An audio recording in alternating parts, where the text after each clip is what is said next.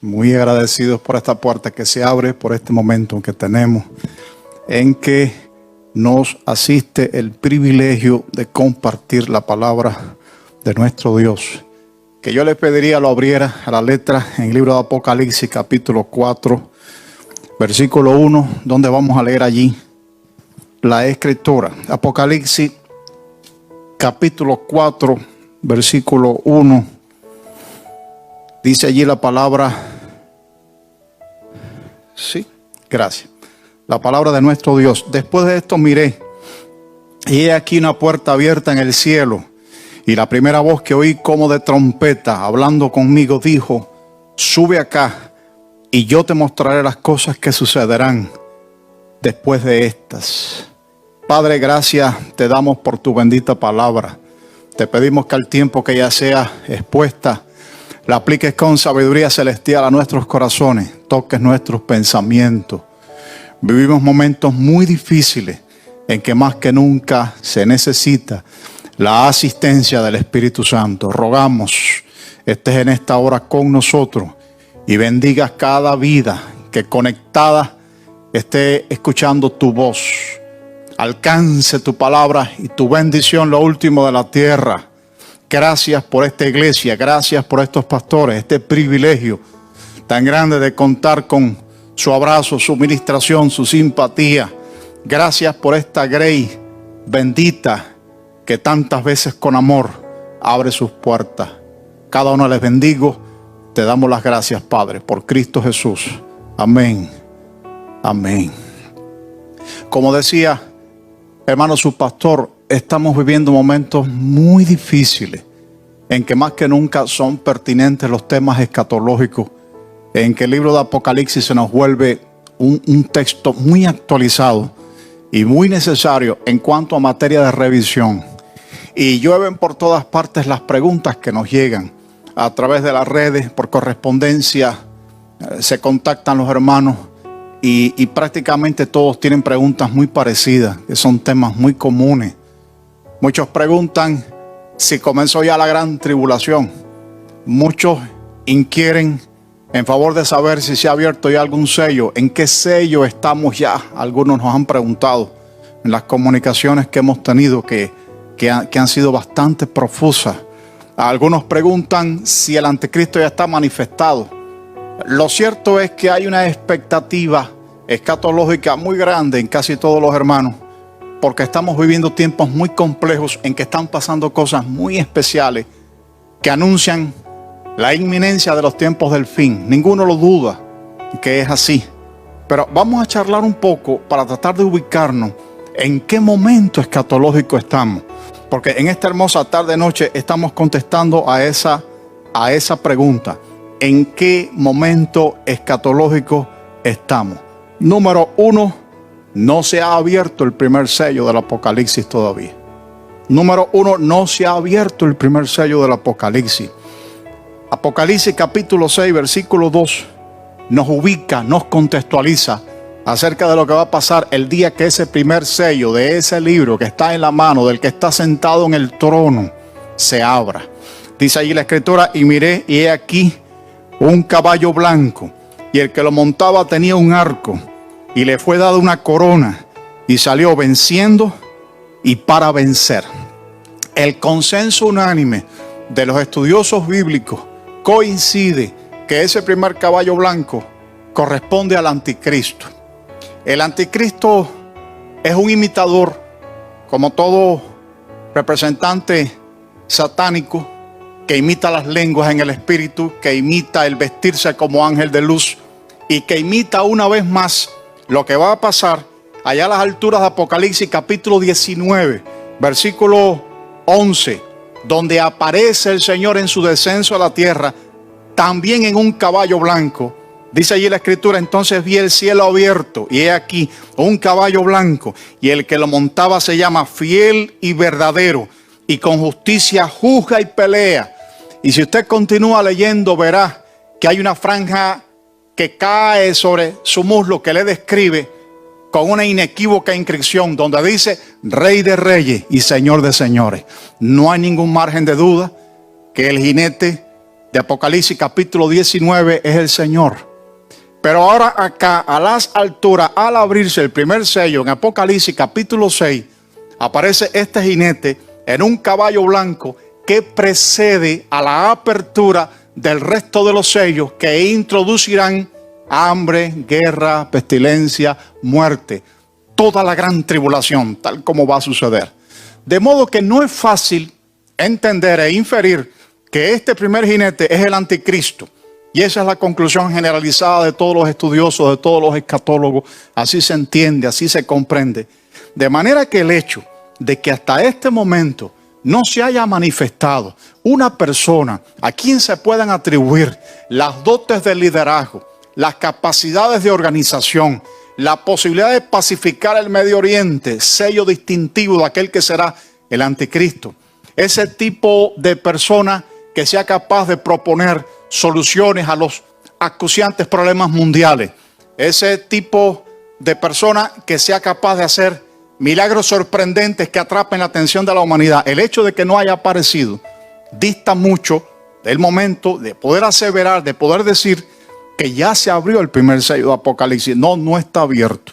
No hemos comenzado todavía estos tenebrosos tiempos del Apocalipsis que van a ser seguidos de todo lo que se conoce como la gran tribulación, esa época sombría de la historia en gran manera. De manera que no nos encontramos en este importante suceso de la historia y nos encontramos viviendo, sin lugar a dudas, número 2, los momentos finales de lo que Cristo llamó principios de dolores. Allí nos encontramos, bíblica y escatológicamente hablando.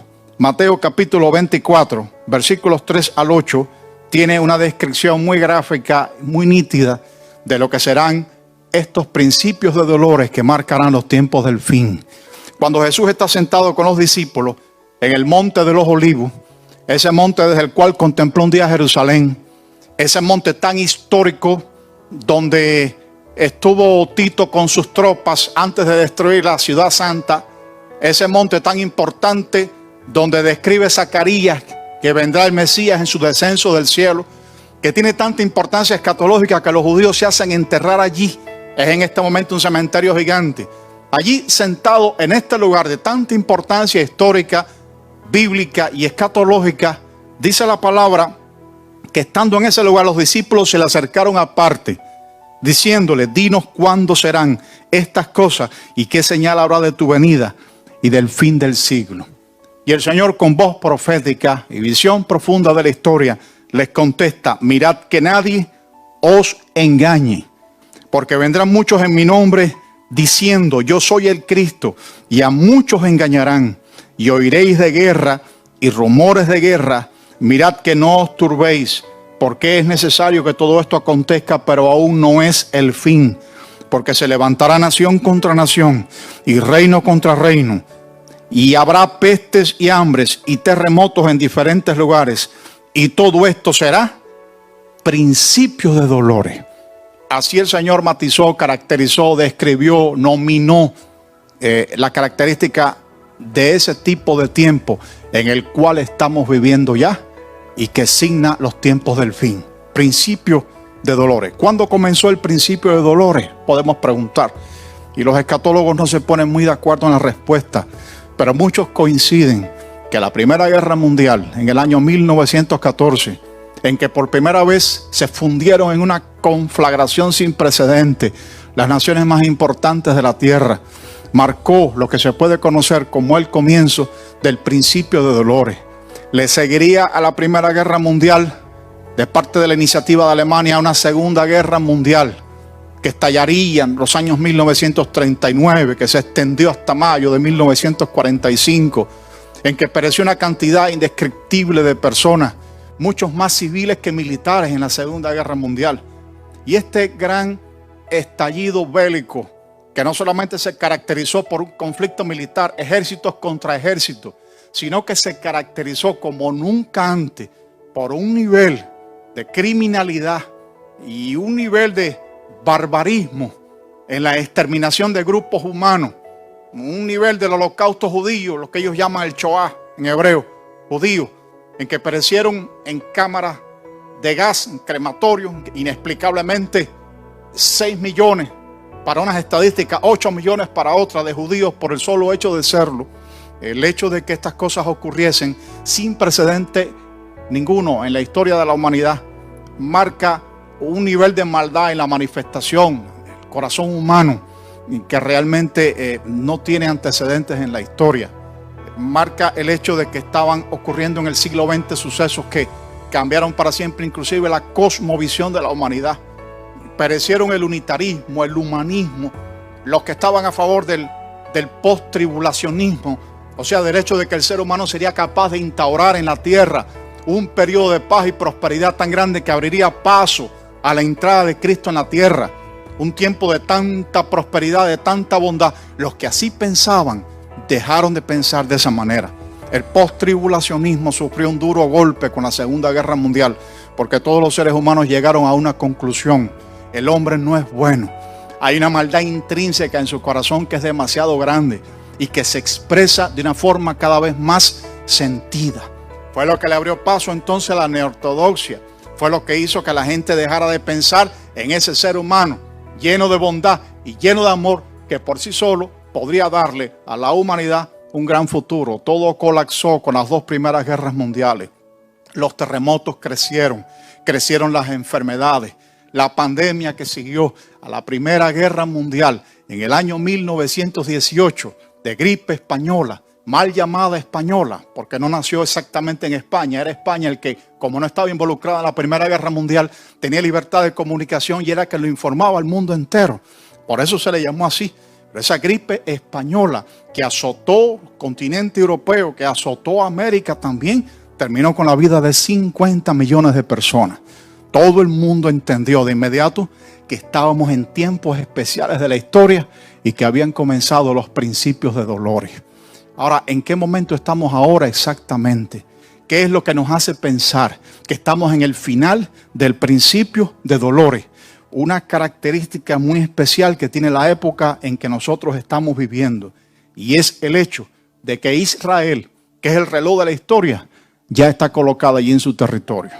Yo conocí a algunos maestros de finales del siglo, formados en colegios con profesores de finales del siglo XIX, y ellos nos decían, en una oportunidad hace mucho tiempo de eso, nos decían que la posibilidad de que Israel regresara a su territorio era tan remota desde el punto de vista histórico, político, desde el punto de vista del análisis social, que muchos, por muy fundamentalistas que fueran, instaban a que se hiciera una reinterpretación, una nueva lectura de qué cosa era el regreso de Israel, qué cosa era el brotar de la higuera, qué cosa era lo que Dios había querido decir con ese de lo último de la tierra os traeré.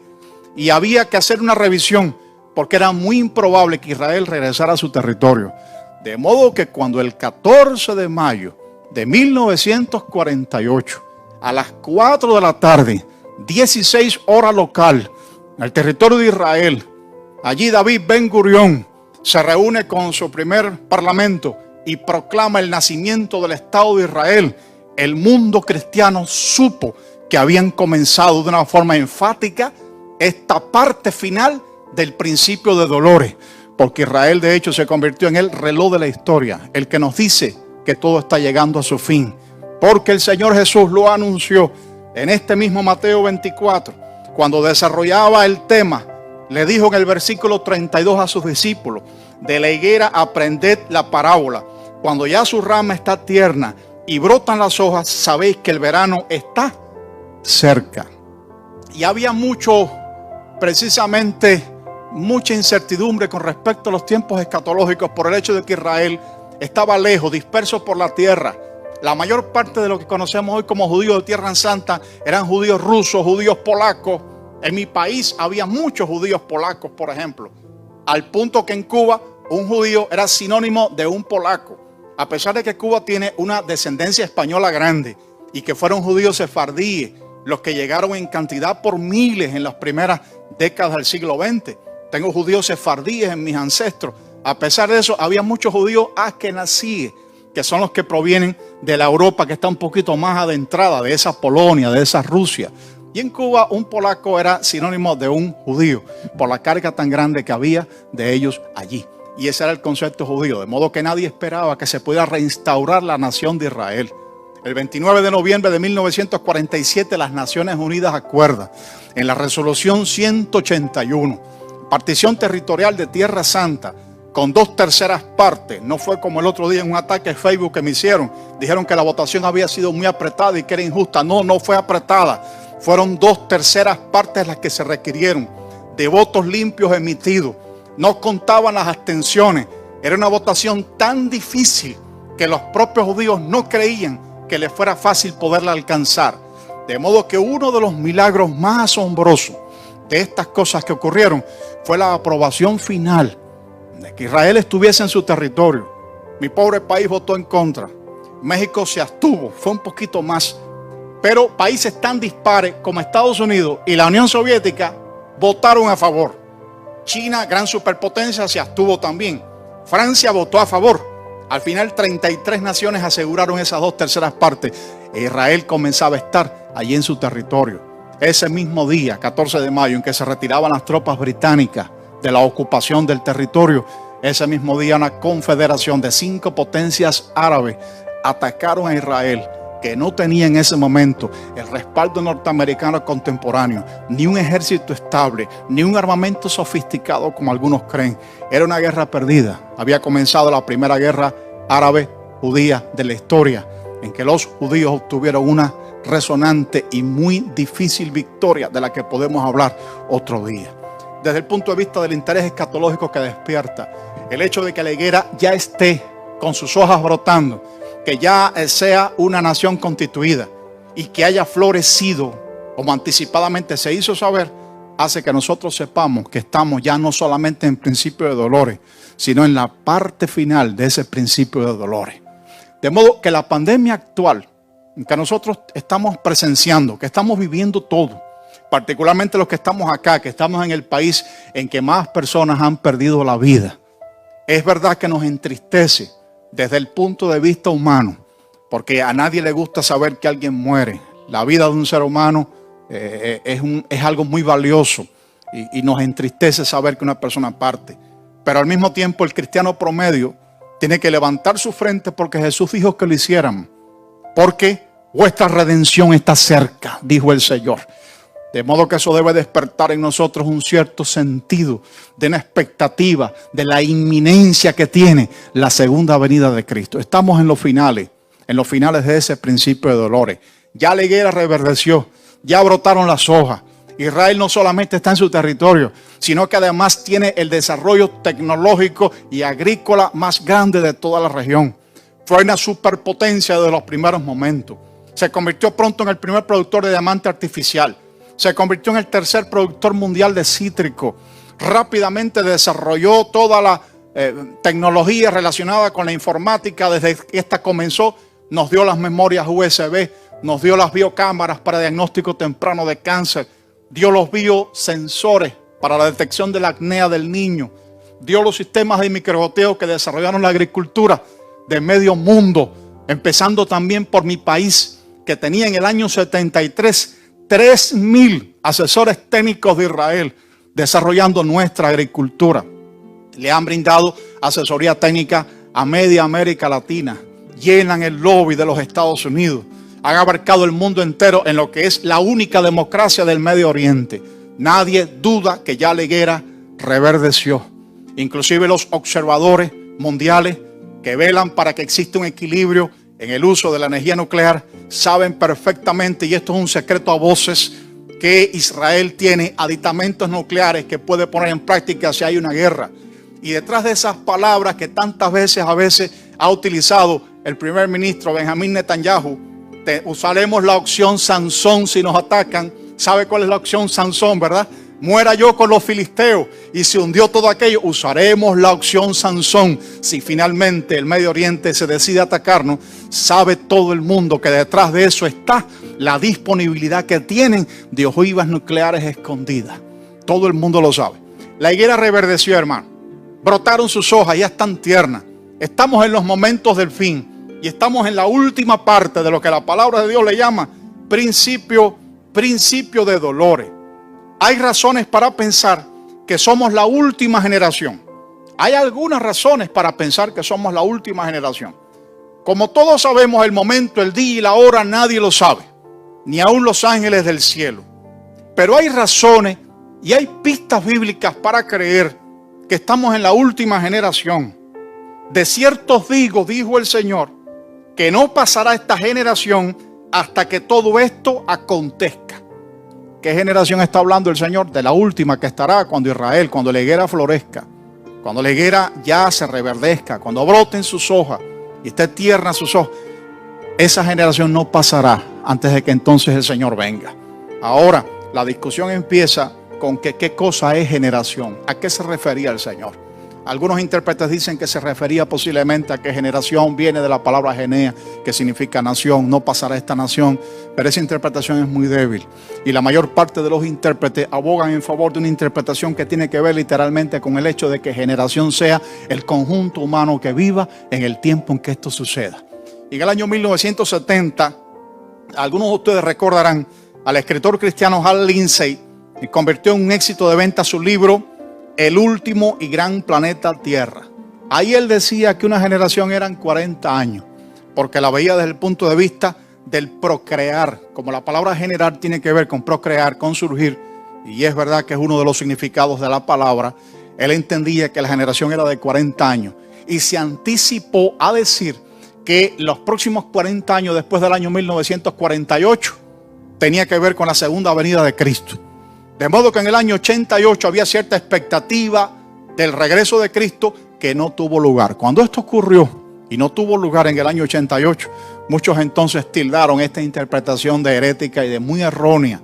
Y el mundo entero rechazó lo que era hasta ese momento un bestseller. En la inauguración de este libro, en el lanzamiento de este libro, estuvieron presentes un auditorio gigante, programado, televisivo, de 17 millones de personas. Era grande el escándalo que hizo esta publicación. No vino Cristo en 1988 y el mundo entero repudió y rechazó las declaraciones que había hecho este escritor, excepto una persona, excepto un ancianito interesante,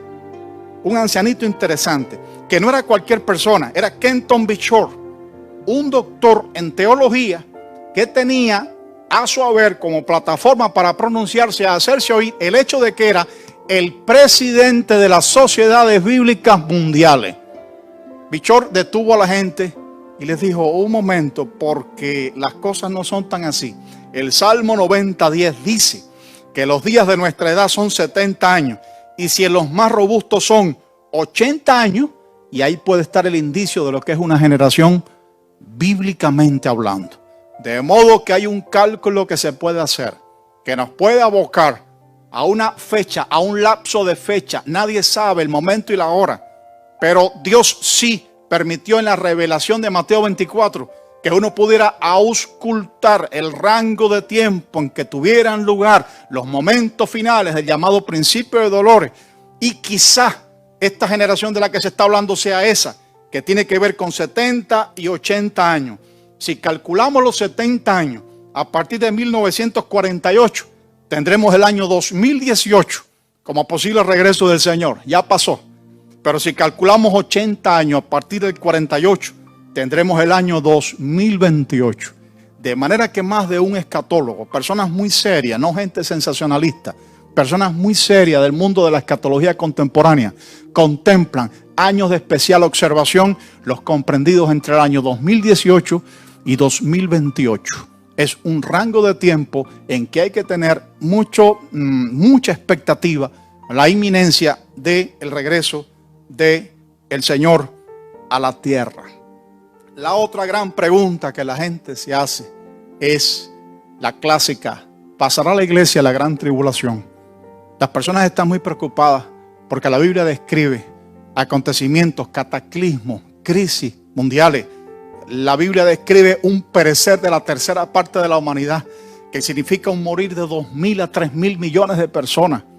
La Biblia anticipa la caída de meteoros, un ensombrecimiento de la luz del sol, un colapso quizá implosivo de la propia luna.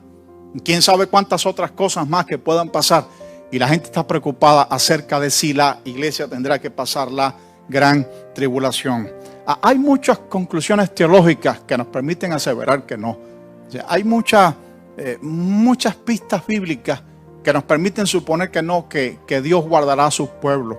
El hecho de que Dios siempre haya guardado al justo cuando ha hecho juicio, el hecho de que Dios sacó a Lot primero antes de destruir Sodoma y Gomorra, el hecho de que Dios siempre haya preservado al justo cuando hay juicio sobre los impíos, cosas así. No utilice nunca el arca de Noé para simbolizar el ser guardado de la iglesia en la gran tribulación, porque el arca de Noé con Noé dentro es símbolo de la forma en la que será preservado Israel durante el tiempo de la gran tribulación. No es símbolo de la iglesia porque Noé permaneció en la tierra, en el arca, de la forma que va a permanecer Israel. De modo que ese pasará la iglesia, la gran tribulación, tiene que ser contestado utilizando algunos argumentos y algunas pistas escatológicas que aparecen con mucha fuerza en algunos lugares de la Biblia. No los voy a agobiar ahora diciéndole todos los lugares o todos los indicios en que parece estar diciendo el Señor que pronto la iglesia se irá. En ese Apocalipsis 4:1, por ejemplo, la mayoría de los escatólogos ven una señal del sacar la iglesia de la tierra. En ese sube acá que dice el Señor a Juan, parece estar el arrebatamiento de la iglesia, porque el problema es que entre Apocalipsis 4 y Apocalipsis 19 no hay mención de la iglesia. Aparece ya en el 19:20 la iglesia. Durante todo el tiempo del desarrollo de la gran tribulación, algo tan importante como lo es la iglesia no aparece. En Apocalipsis aparece la iglesia apóstata y aparece la gran ramera, pero la iglesia, aquella que está ataviada para las bodas del Cordero, viene a aparecer en Apocalipsis 20. De modo que eso hace que todo el mundo entienda que si no se menciona algo que es tan importante como la iglesia de Jesucristo, la verdadera iglesia del Señor, ya la iglesia entonces partió. En Apocalipsis 4, muchos ven en ese sube acá una señal del rapto. Muchos ven pequeñas pistas en las palabras del Señor. Ese levantaos, vamos de aquí, que dice a sus discípulos, son elementos bíblicos de aquí y de allá. Pero hay un capítulo que yo te invito a que tú leas hoy, que tiene una fuerza escatológica extraordinaria y que muchos pasan por alto y que no está exactamente en el Nuevo Testamento, no es revelación neotestamentaria, no fue algo que nos dijo Pablo, que es por excelencia aquel que nos da las pistas principales del rapto de la iglesia en Tesalonicenses, en Corintios, que nos habla del arrebatamiento, cosas así. Es un capítulo de la Biblia que está en el Antiguo Testamento, pero que tiene una fuerza extraordinaria, escatológicamente hablando. Y es Segundo de Reyes, el libro Segundo de Reyes, allí en el capítulo 2, el capítulo entero, desde el versículo 1 hasta su último versículo. Segundo de Reyes es uno de los capítulos que tiene más fuerza expresiva en lo que a escatología se refiere. Es el capítulo, seguro que usted lo sabe mejor que yo, de la despedida del profeta Elías para con Eliseo. Elías ya va a partir y más de una vez está despidiendo a Eliseo: quédate aquí, el Señor me envió allá. Y Eliseo sabe que la despedida del profeta, aquel que es su mentor, aquel que es quien va a delegar sobre él la esfera de poder grande que tendrá, él sabe que se irá. Los hijos de los profetas se acercan y le dicen: ¿sabes que tu Señor va a ser quitado hoy de ti? Sí, calla, yo lo sé, yo lo sé. La despedida está cerca. El profeta Elías desciende con Eliseo hasta el Jordán. Jordán es una barrera, un límite. Hasta hoy la llanura del Jordán es el límite natural que divide Tierra Santa, Israel, de Jordania, de la Transjordania. De modo que allí en esa barrera que es el Jordán, que nos está diciendo que hay una separación o un límite, allí Elías divide las aguas y de pronto, cuando está teniendo lugar esa escena final, dice la Escritura que un carro de fuego se lleva de pronto a Elías. Elías es arrebatado. Hasta ahí la señal no está clara. La señal escatológica todavía no está clara. Podemos forzar la interpretación y decir que sí, que fue arrebatado vivo. Ya el hecho de que haya sido arrebatado vivo es grandemente significativo, porque está establecido que todo hombre muere y después el juicio, excepto los que se han arrebatado en el arrebatamiento de la iglesia, el rapto de la iglesia.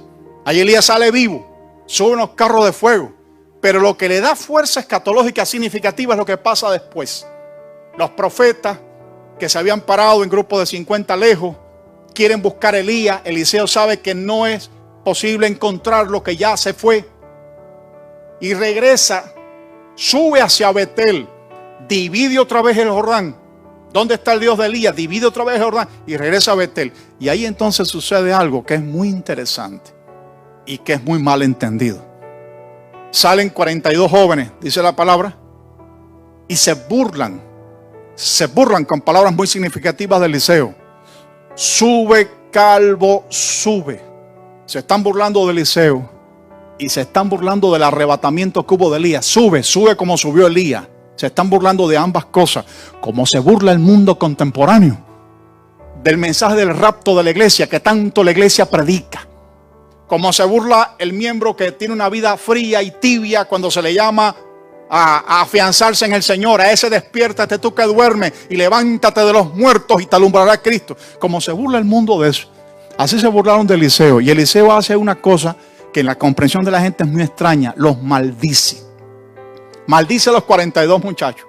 Salen 2 osos y destruyen y despedazan a los 42 muchachos. Y uno dice de pronto, qué escena más cruel. Y qué difícil es entender que algo así pudo pasar de la mano de aquel que era el representante, profeta de Dios en la tierra. Y yo digo que eso no es cruel, ni es duro. Eso es profético. Esos 42 muchachos, oiga la cifra, son esos 42 meses de la parte dura de la gran tribulación. La gran tribulación que tiene 7 años, que está perfectamente descrita en el Apocalipsis, tiene una segunda mitad de 3 años y medio que equivale a 42 meses. Esos 42 meses, que es la parte dura de gran tribulación, es el contexto en que el anticristo se sentará en el templo de Dios, se hará pasar por Dios, demandará adoración en el templo. Por eso el tercer templo tiene que estar construido ya en la segunda parte de la gran tribulación. Por eso es importante que ya los judíos tengan todos los enseres y artículos del templo como los tienen ya. Ya cosieron hasta el velo del gran templo, tienen hecho el altar de bronce, tienen hecho el altar del incienso, lo tienen todo listo para cuando haya suficiente apoyo logístico, levantar otra vez el templo de Jerusalén, que es premisa para que el anticristo se siente en él. Es condición sine qua non, tiene que ocurrir, tiene que tener lugar. Solo que hay que quitar para eso la mezquita musulmán del lugar, la cúpula, la doma, la mezquita de Omar, hay que quitarla de ahí para poner entonces el templo, y eso implica guerra, y eso implica una situación. Pero ya el hecho de que Estados Unidos haya reconocido a Jerusalén como la capital de Israel es un paso de avance muy grande en el hecho de que se ultimen estos pasos finales. De modo que esos 42 meses representan la parte dura de la gran tribulación. Y si quieres ser un poco más curioso, los osos que despedazan a los muchachos tienen una carga simbólica grande, porque el oso es el animal nacional de Rusia, como lo es el tocoloro de Cuba, como lo es el quetzal de Guatemala. No sé de México cuál será el animal nacional, debe ser un ave bonita, El águila en la bandera, ¿verdad? Sí. Bueno, el animal nacional de Rusia es el oso, y Rusia es la única potencia que tiene razones de ubicuidad geográfica, geobíblica. Del norte desciende, ese Gog y Magog desciende, es el único que tiene razones suficientes para sitiar Tierra Santa y ocuparse de que ocurran esos acontecimientos tan descritos, tan bien delineados en la Biblia. Rusia históricamente ha apoyado a Siria en los conflictos contra Israel, juega siempre un protagonismo adverso contra Israel, de modo que está en esos 2 osos que despedazan a los 42 muchachos que representan los 42 meses de la gran tribulación. Elías es arrebatado vivo en un carro de fuego. Inmediatamente después, Eliseo maldice 42 muchachos. Vienen los osos y los despedazan. Ocurre un acontecimiento de una fuerza escatológica que es demasiado grande y es inobjetable. Ahora, a lo que voy con todo esto es al hecho de que antes que tuviese lugar el despedazamiento de los muchachos, antes de que tuviese lugar la destrucción de aquellos 42 jóvenes, Elías fue arrebatado, y arrebatado vivo. Y la fuerza escatológica simbólica que hay en ese pasaje es inobjetable, no se puede contrastar, no se puede negar. que allí se está describiendo acontecimientos que están relacionados con cosas que pasarán y que nos permiten decir con mucha fuerza que la iglesia no pasará a la gran tribulación. Puede ser que vea el insinuar del comienzo del anticristo, que ni en sombra se ve en el día de hoy. Muchos están culpando a Bill Gates de serlo, y es posible que Bill Gates sea el brazo tecnológico del anticristo, que sea quien le dé la suficiente pertrecho desde el punto de vista informático y tecnológico para que él elabore el 666, pero no tiene ni en sombras la capacidad, ni el poder de aglutinación, ni el liderazgo, ni tiene ninguna otra característica propia del anticristo. Los que, como hace la escuela dispensacionalista, que consideran que la semana 70 de Daniel está por cumplirse todavía, y que entonces de ese cuerno pequeño que se está presentando en capítulos importantes como Daniel 8, Daniel 11, de ese cuerno pequeño que tiene que ver con Siria, la descendencia seleucida, sale el anticristo. Son los que están abogando en favor del hecho de que el anticristo es muy posible que sea un judío con sangre siria, por el contexto que hay en el libro de Daniel, la forma en la que lo explica. Y estas características no están exactamente en personas como la ha aludido Bill Gates. De modo que la personalidad del anticristo está bien descrita, se está esperando que aparezca, pero la iglesia no lo ha visto todavía. El primer sello no se ha abierto. Esta persona puede haber nacido ya, pero todavía ni en sombra podemos identificar que sea uno o que sea el otro. A lo que sí podemos estar nosotros entonces convencidos es al hecho de que la iglesia, hay muchos argumentos bíblicos que abogan en favor de la conclusión de que no pasará la gran tribulación. Nosotros, hermanos, no tenemos nada que temer. Es necesario que estas cosas acontezcan, dijo el Señor. Es importante que todo esto ocurra. Y será predicado el evangelio del reino en todo el mundo para testimonio a todas las naciones, y entonces vendrá el fin. Y esa palabra está cumplida ya.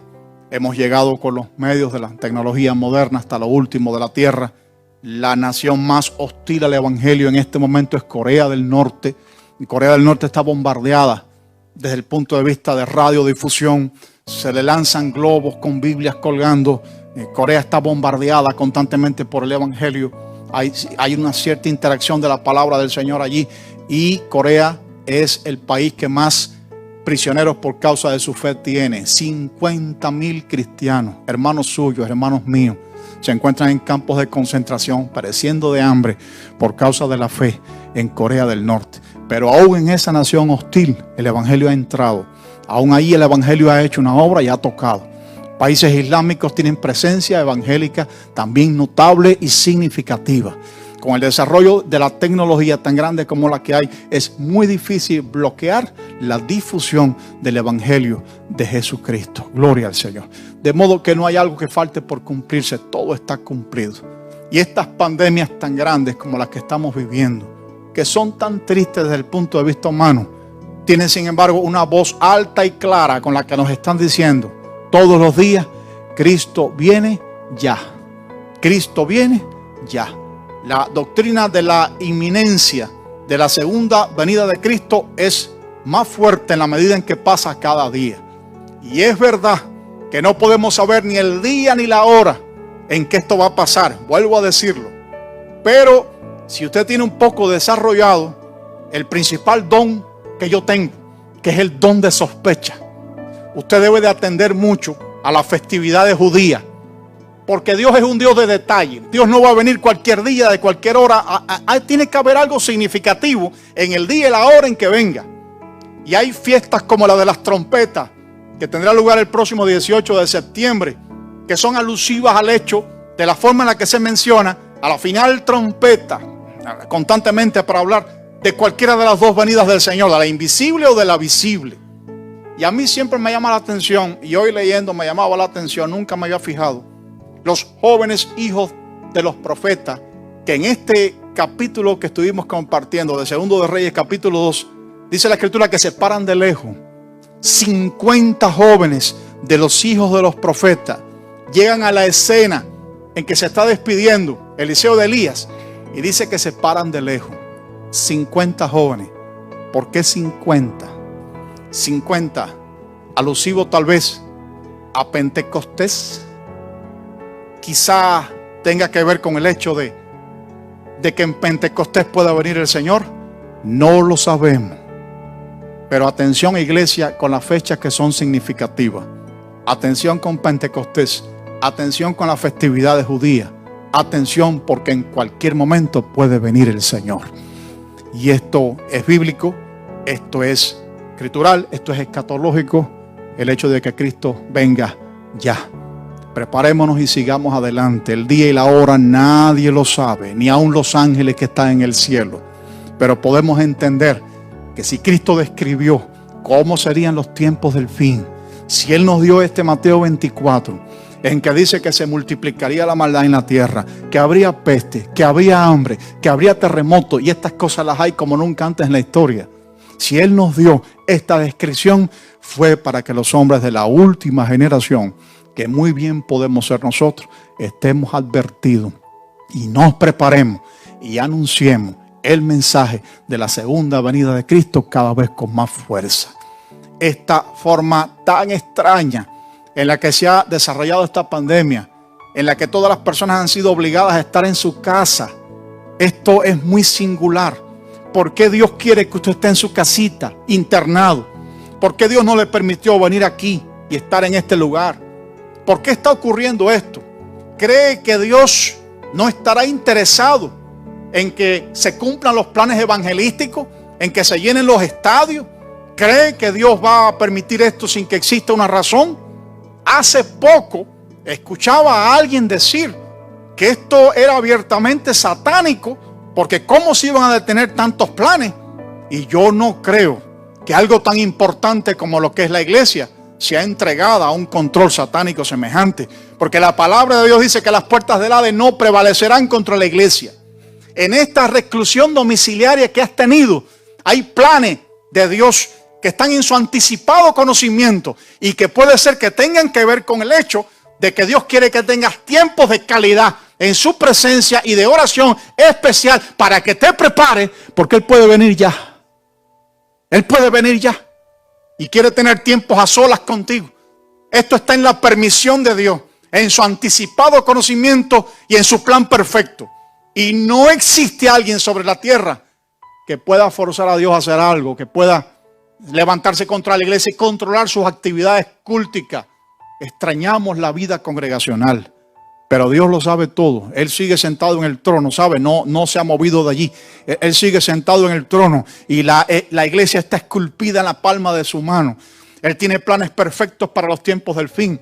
Y quizás tú y yo no estamos todo lo suficiente preparados para un acontecimiento tan extraordinario como lo ha de ser la segunda venida de Cristo. Se va a la iglesia al encuentro con el Padre. Nos sentimos fuertemente que estos pueden ser los tiempos del fin.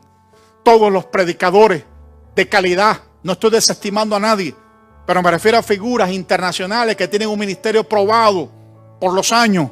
Todos tiemblan cuando dan el mensaje de la segunda venida de Cristo.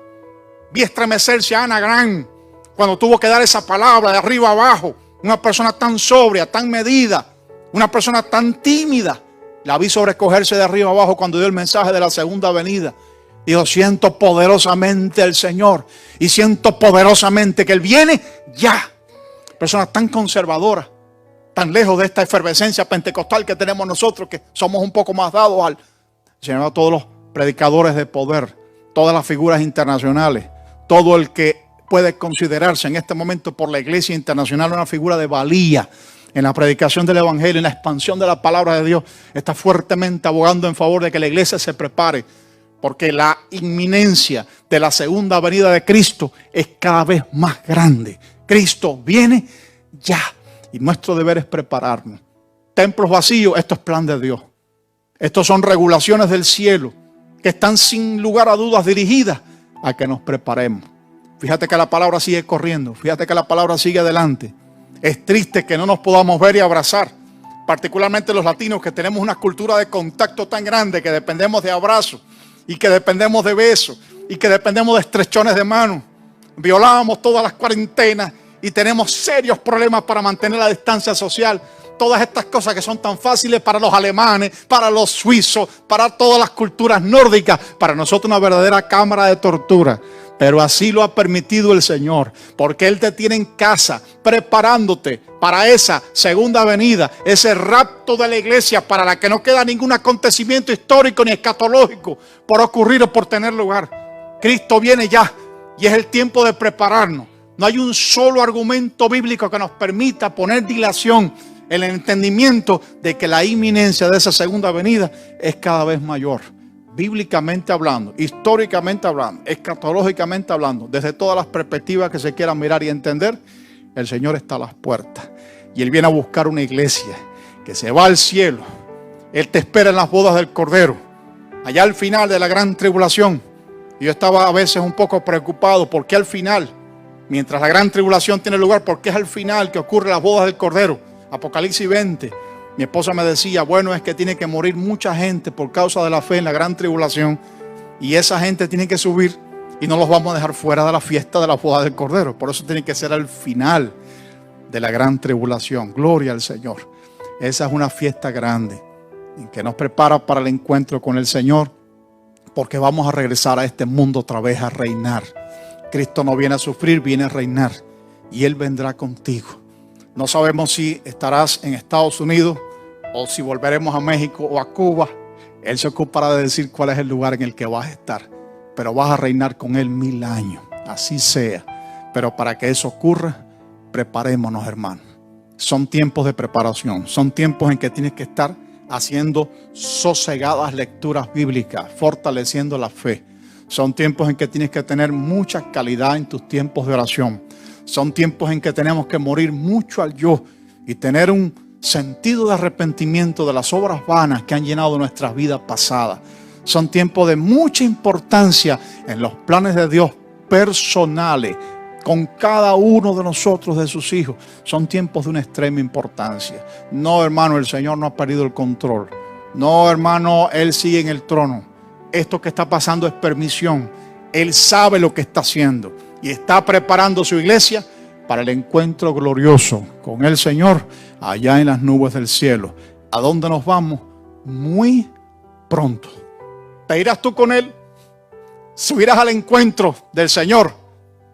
Allá al tribunal de Cristo, el tribunal Bema, ese lugar en que serás recompensado por la paciencia que has tenido hasta el día de hoy. ¿Te irás con el Señor? ¿Estarás sentado en las bodas del Cordero? ¿Regresarás con Él a reinar a la tierra? Yo siento que sí, yo creo que sí. Pero nos tenemos que preparar, porque son tiempos difíciles los que van a venir y no nos podemos quedar. La gran tribulación es un tiempo de sufrimiento espantoso, de pruebas indecibles que vendrán sobre toda la humanidad. Millones de personas perecerán. La tierra se volverá inhabitable. Demonios que están en este momento encadenados por el nivel de crueldad tan grande que tienen, serán sueltos y vendrán contra este mundo impenitente. Van a pasar cosas horribles y hondamente desagradables y no nos podemos quedar, nos tenemos que ir.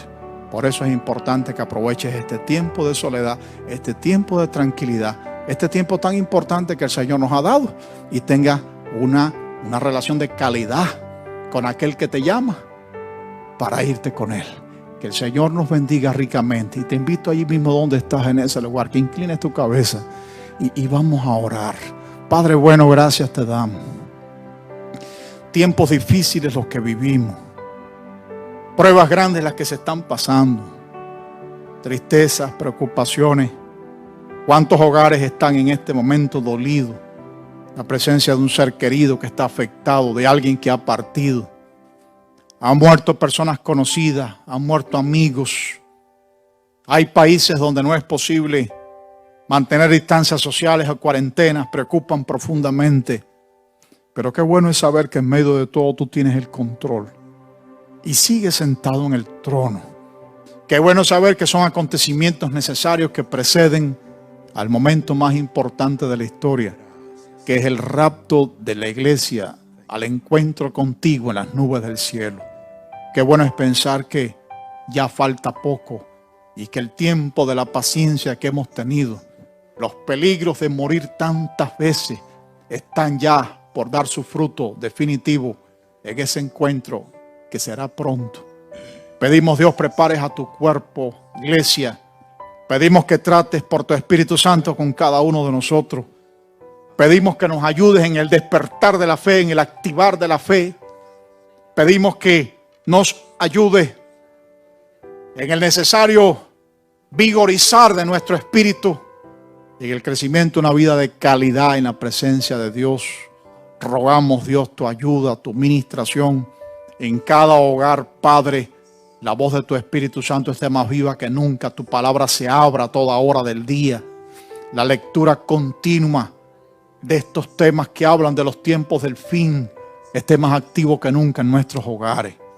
Bendecimos tu nombre. Rogamos en favor del pueblo de Israel, que durante la gran tribulación pasará tiempos muy difíciles. Romanos 11 nos anuncia que ha ocurrido para ellos endurecimiento en parte, hasta que entre la plenitud de los gentiles. Pero cuando esto haya pasado, entonces todo Israel será salvo. Rogamos en favor de ellos también. Bendecimos Tierra Santa, que nos dio la palabra. Tierra Santa, donde vino el Salvador, que nos dio la naciente iglesia de la que formamos parte hoy día.